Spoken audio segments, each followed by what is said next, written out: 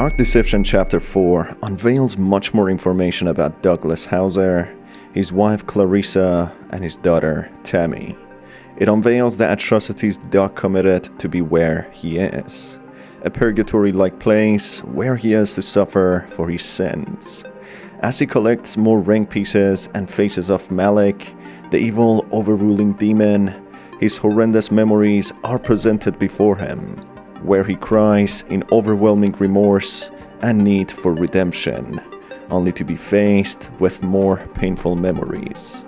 Hi folks, I'm R, your narrator. You can follow me on Twitter, where you can tell me about your theories and information I missed, including stellar games that I should try. This video will contain spoilers about all of the chapters. With that in mind, let's begin.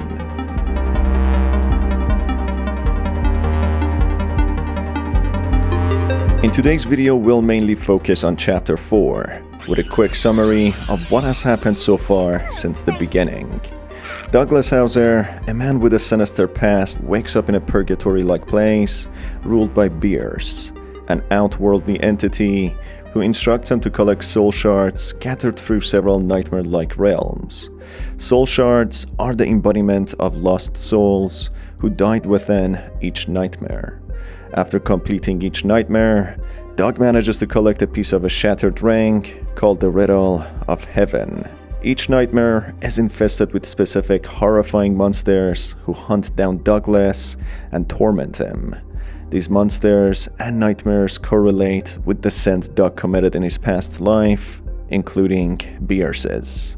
It's unclear what the motives of Bierce are for assembling this ring, but she promises Doug that he would achieve a better new life after completing each nightmare.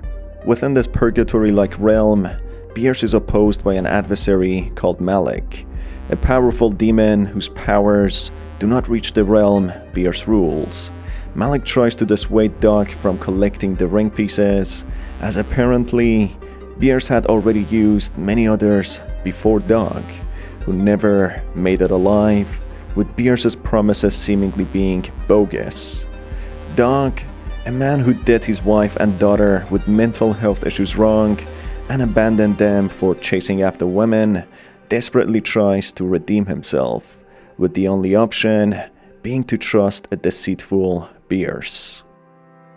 Doug is now faced with a new nightmare called the Torment therapy, which takes place in a hospital, a representation of a place where he created more inner demons by carrying out some questionable actions. As Doug enters the hospital, he's welcomed by several flirtatious nurses in seductive attire, who move around with rollerblades and a couple of them dancing on a stall. The hospital is designed with neon lights and loud club music, which represent how Doug viewed hospitals in his past life.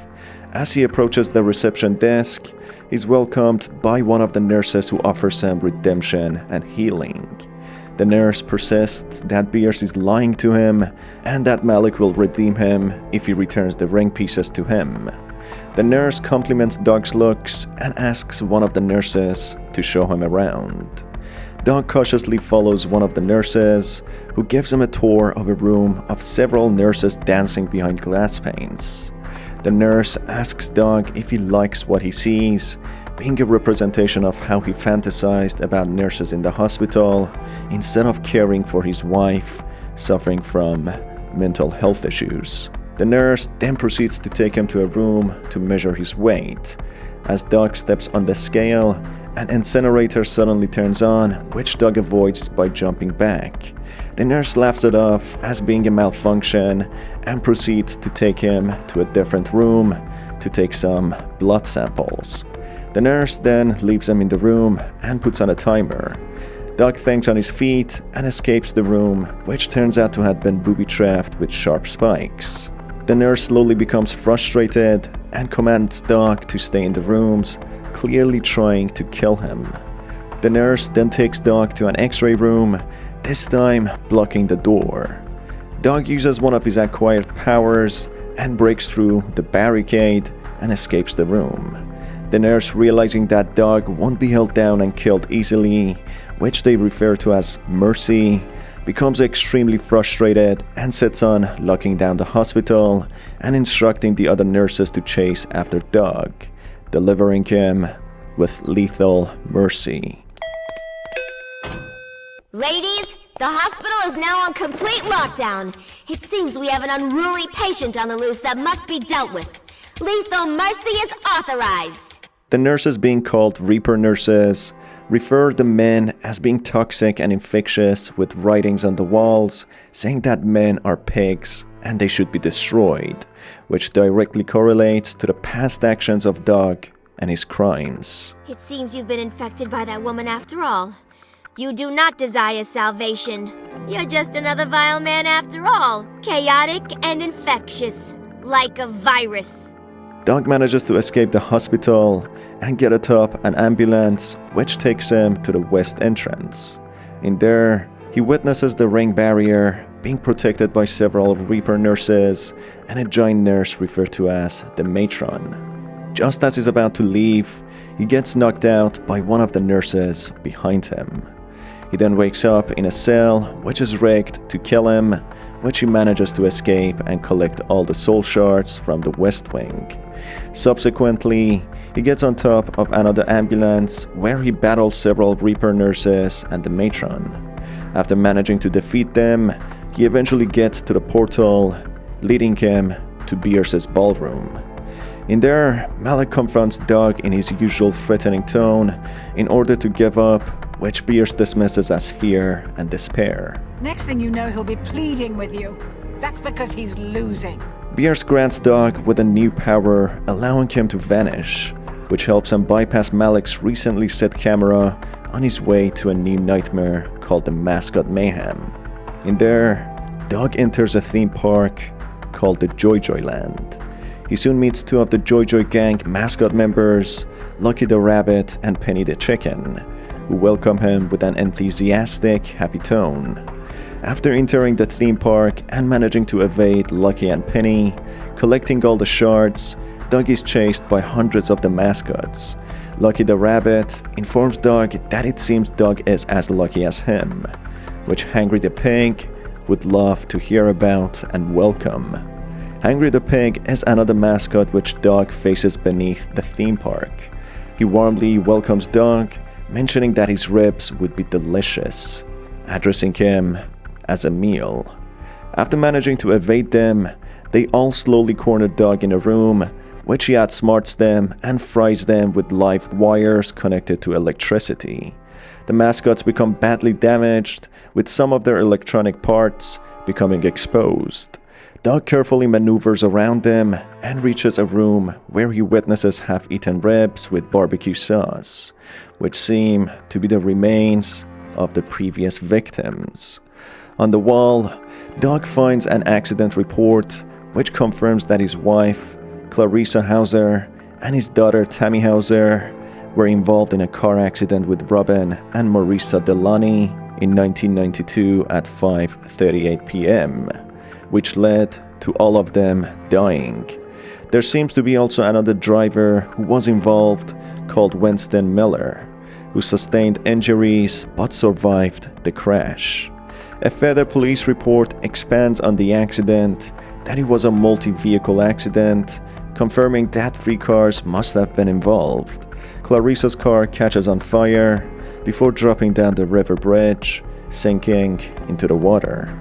After investigation, the police found evidence of a possible drug overdose being a key contributing factor to the accident, with prescription medication containers found on the site and within the vehicle. The police ruled out foul play and considered self-harm.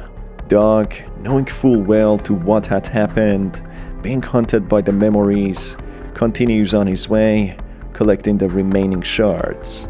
The badly damaged mascots then appear in a turn of events, chasing after Doug, whom he then manages to crush with a hydraulic press machine.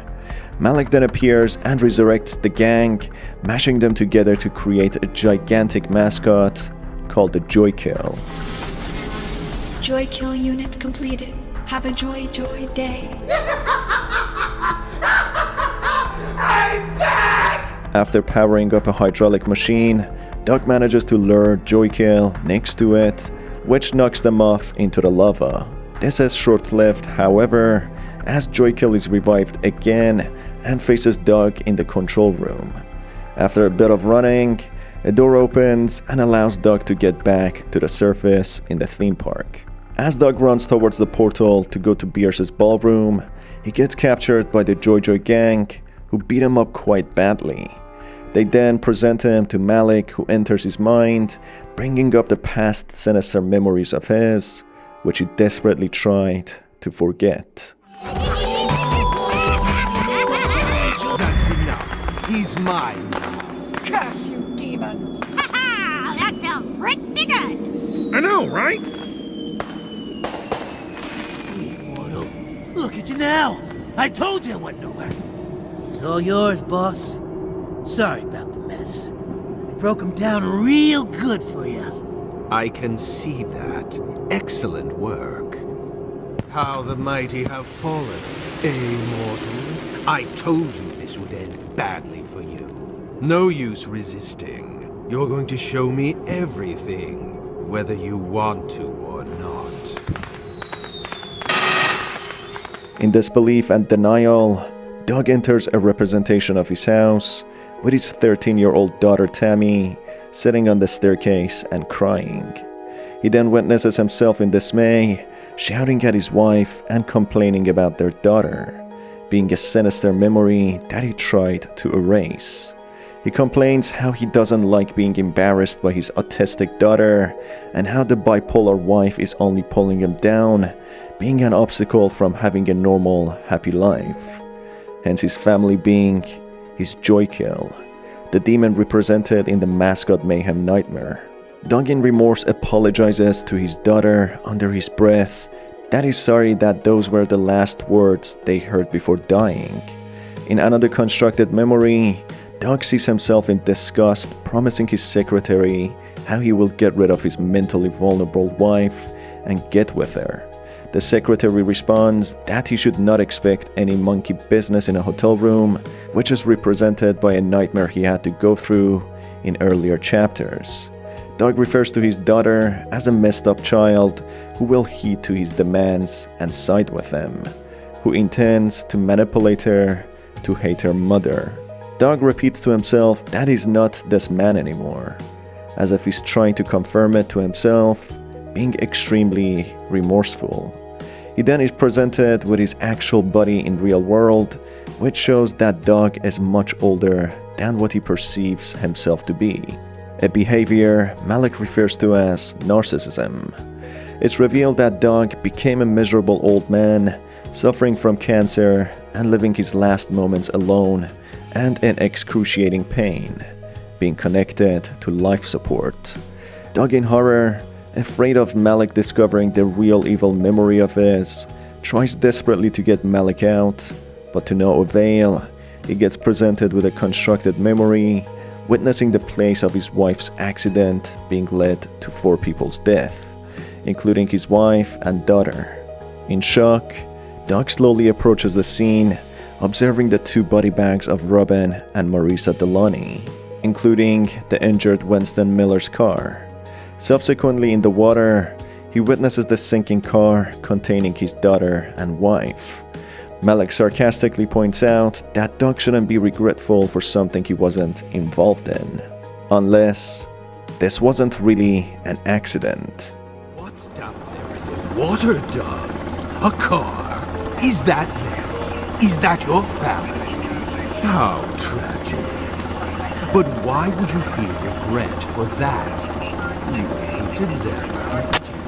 Accidents do happen. You can't blame yourself for that. Unless... was it really an accident? Did you have something to do with it, Doug? Tammy's body then floats above the water and becomes possessed by Malak, getting ready to attack Doug. Doug cries that Tammy wasn't supposed to be in the car and that Clarissa wasn't supposed to drive, when Tammy rushes towards Doug, breaking him mentally, which allows Malak to take control over Doug's body. This confirms that it was Doug who drugged Clarissa, being unaware that she would drive, having Tammy as a passenger. Malak then throws Doug into the portal to allow himself infiltrate Bierce's ballroom and destroy her once and for all. Time for Bierce to finally pay what is owed. What? You said I could eat him! You heard the boss hangry. Take out the garbage. Ah! Oh, all right. At least I got a bite. What a waste of good rib meat. Good night, sweet prince. Bye-bye, Squishy. Yeah, boss man says you gotta go, so adios.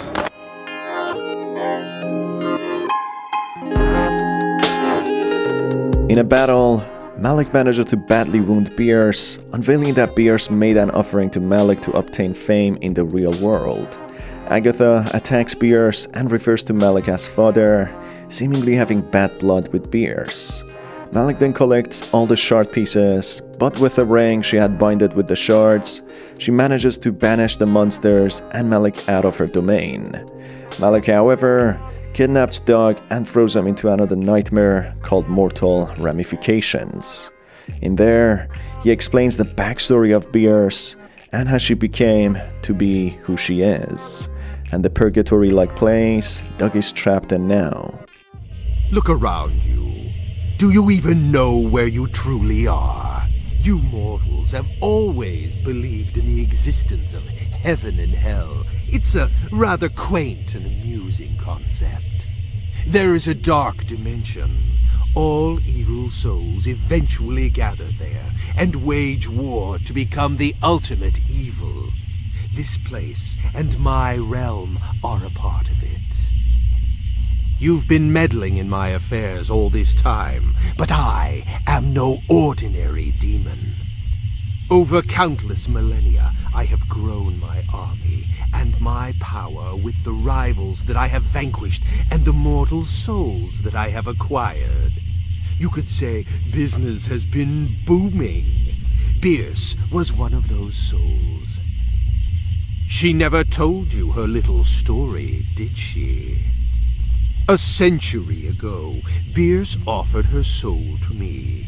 She wanted to be a movie star, a trite request, but I agreed nonetheless. I just required a tribute from her first, a small offering. I gave Bierce what she wanted, but when I came to collect, she decided to get cute. She thought she could get out of her contract by using that accursed ring. However, I didn't become an elite evil by letting my guard down. Her little ambush failed. I shattered the ring and took the pieces, but it wasn't enough. One of the pieces formed a bond with Bierce's soul. She used that to seal herself into that annoying little pocket dimension. As if that cage could keep me out forever. In this place, having your power and ring stolen by mortals is not a good look. You both made me appear weak and vulnerable. That's bad for business. Now it's time to pay the price. Malak subsequently passes Doug to Mama Bear in order to be executed. When Doug is surrounded by trigger titties, awaiting his death, a bright orb appears and shocks the titties, mentioning that it's not Doug's time to die just yet, saving him. Doug wakes up and proceeds to follow the blue orb. On his way, he notices the Mama Bear suits hung on the wall, revealing that there is a far more sinister and menacing entity within the suits. Not having his powers, Doug treads carefully and collects one of the ring pieces, which grants him back his vanish ability. This alerts Malak and Mama Bear, who set the trigger titties after him. With the help of the orb, Doug manages to evade them and enter an eerie cave. In there, he collects another ring piece and regains another ability. Doug then travels deeper into the bowels of the cave, which seem to be the depth of this evil dimension, with many trapped souls floating. In there, he collects 3 more ring pieces and regains more of his powers. After discovering some secret letters, It's revealed that Dog had an abusive mother who enjoyed tormenting him as a child due to being left alone by her husband, Dog's father. She put all of her accumulated anger and resentment into Dog, breaking him mentally, maybe explaining why Dog always wanted to show off and feared embarrassment. After a short while, the blue orb manages to harness the power of the ring pieces and break the hold of Malak from Dog, preventing him from seeing through Dog's vision. With one last piece remaining, Dog battles Mama Bear and defeats her, collecting the ring piece as a prize. Dog then runs with all of his might to find the portal into Bierce's pocket dimension. The blue orb then appears for Dog's cries and opens the portal, letting him escape Malak, Mama Bear, and her trigger titties. In Bierce's dimension, she warmly welcomes Dog and praises him for collecting all the ring pieces. She confesses that she cheated Malak and she wants to escape his realm, with that only being a possibility after collecting all the ring pieces. This brings chapter 4 to an end, with 2 more nightmares and 2 ring pieces correspondingly remaining. This chapter reveals that in fact Dog was responsible for the car accident, killing 4 people including his daughter and his wife. He tampered with his wife's medication and caused her an overdose. Dog was an evil man who only cared about himself and his public image, trying desperately to prove to himself and others that he's an upstanding man having a job as a high-paid lawyer, with no problems, leading to him hiding his family and looking at them with contempt. This insecurity was manifested within him after the trauma he endured from his psychopathic mother, torturing him for fun. Subsequently, he starts cheating on his wife, not wanting a broken life with his family, as he labeled it, pursuing other women. This doesn't last long, however, as he ends up getting accused of sexual assault by several women, losing his well-paid job and reputation, and eventually getting terminal cancer, losing all his wealth, looks, and strength, being a disappointment in his own eyes, putting him in a stage of empathizing with his family. Only then, he becomes overwhelmed by immense guilt, wishing he could go back in time and remedy his wrongdoings. He performs a satanic blood ritual, which puts him in a coma, being on life support, ending up in the evil dimension of Malak, stuck in the pocket dimension of Bierce.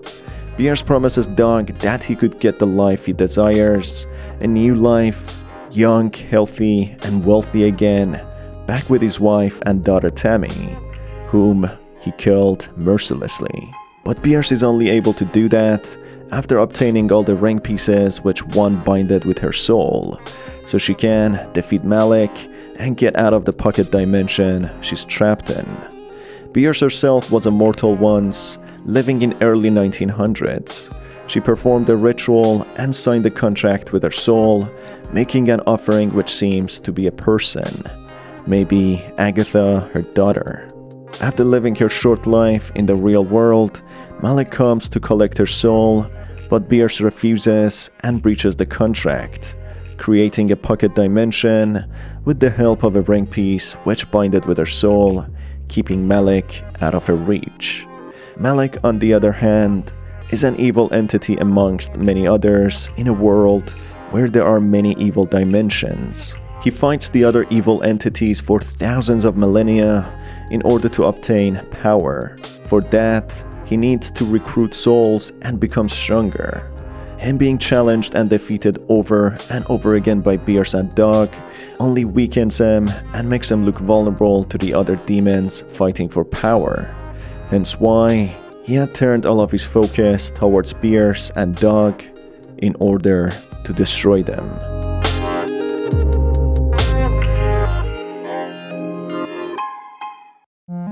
That's it for today's video, folks. There are many secrets and metaphors within the game which I will make subsequent videos for. For the subsequent videos, make sure to stay tuned by hitting the subscribe button and the notification bell. You can also follow me on Twitter, where you can send me any information I missed in Dark Deception and future games, including any theories and game suggestions. It's been your host Star. Until the next video, have a fantastic day.